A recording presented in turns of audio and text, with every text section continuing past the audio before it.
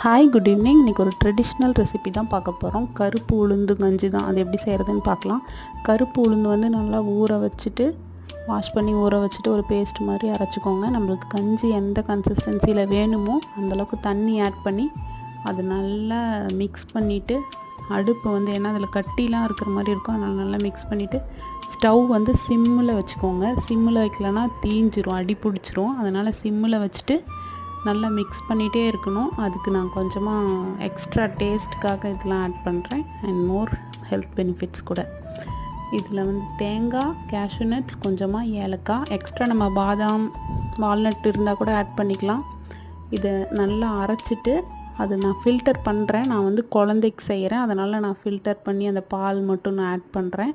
பெரியவங்களுக்காக இருந்தால் அப்படியே அரைச்சி கூட ஸ்ட்ரைட்டாக நம்ம ஆட் பண்ணிக்கலாம், அதுவும் டேஸ்ட் சூப்பராக இருக்கும். இதில் கொஞ்சமாக நாட்டு சர்க்கரை, அது கொதிச்சிட்ருக்கிறப்ப நம்ம நாட்டு சர்க்கரை ஆட் பண்ணிக்கலாம். ஆட் பண்ணிவிட்டு ஃபஸ்ட்லேயே நாட்டு சர்க்கரை ஆட் பண்ணோம்னா ரொம்ப தீஞ்சிரும், அதனால தான்.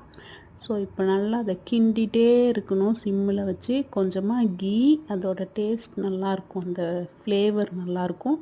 அப்புறம் அந்த தேங்காய் பால் போட்டுட்டு அதை நல்லா மிக்ஸ் பண்ணணும். அது ரொம்ப அதுக்கப்புறம் கொதிக்கணும்னு அவசியம் இல்லை. அந்த டேஸ்ட் என்ஹான்ஸ் பண்ணுறதுக்காக கொஞ்சமாக ஒரு பிஞ்ச் ஆஃப் சால்ட்டு, அவ்வளோதான், ரெடி ஆயிரும். உளுந்தங்கஞ்சி ரொம்ப டேஸ்ட்டாக இருக்கும். ட்ரை பண்ணி பாருங்கள்.